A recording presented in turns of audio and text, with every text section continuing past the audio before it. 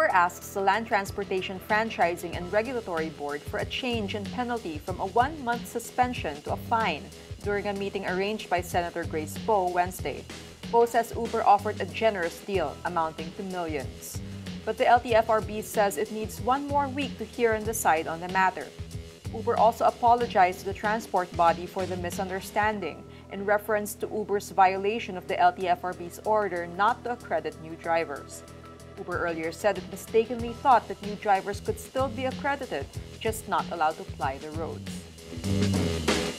The Commission on Appointments rejects the appointment of Social Welfare Secretary Judy Taguiwalo Wednesday. Taguiwalo is the third Duterte cabinet appointee to be rejected by the CA, after former Foreign Secretary Perfecto Yase Jr. and former Environment Chief Gina Lopez. Under CA rules, President Rodrigo Duterte can no longer reappoint a rejected official. Duterte reappointed Taguiwalo each time the CA bypassed her appointment.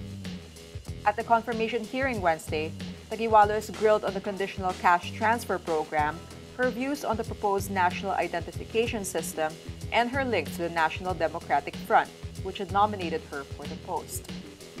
Malacanang says it is saddened by the CA decision. Presidential spokesman Ernesto Abella says, quote, Secretary Taguiwalo had served the Duterte administration with passion, profession, and integrity. She made an impact in the lives of many Filipinos in her tenure as DSWD Secretary. Sunvar Realty Development Corporation on Wednesday says it will vacate the 2.9-hectare mile-long property in Makati being claimed by the government. This after Solicitor General Jose Calida personally served the notice to vacate to Mile Long on Tuesday. President Rodrigo Duterte has vowed to take back Mile Long from the Prieto family. The Prietos also own the Philippine Daily Inquirer. The Prieto family earlier agreed to sell their Inquirer shares to San Miguel Chief Ramon Ang. Sunvar in a statement says, quote, Sunvar understands that the government has taken an opposite view. Sunvar continues to have faith in the law and legal process.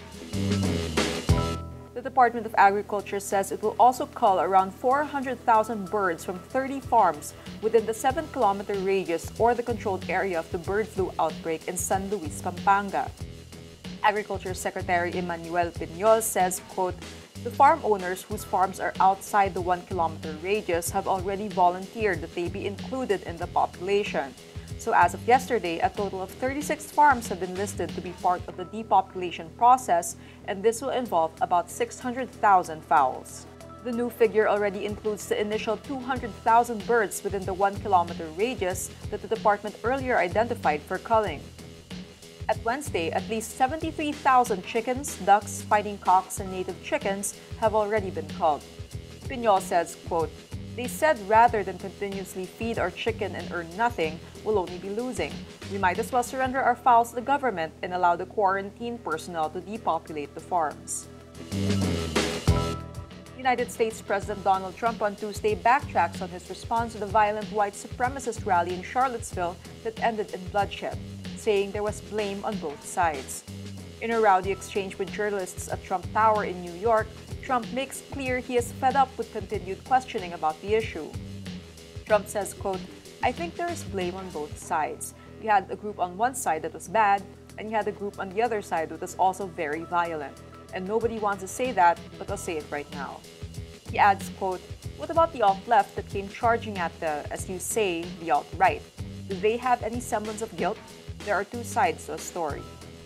Trump on Monday solemnly denounced racism and singled out the Ku Klux Klan and neo-Nazis as criminals and thugs after receiving backlash from both Democrats and Republicans on his initial reaction to the clashes in which he faulted many sides for the violence. The violent fracas ended in bloodshed when a suspected Nazi sympathizer plowed his car into a crowd of anti-racism protesters, leaving one dead and 19 others injured.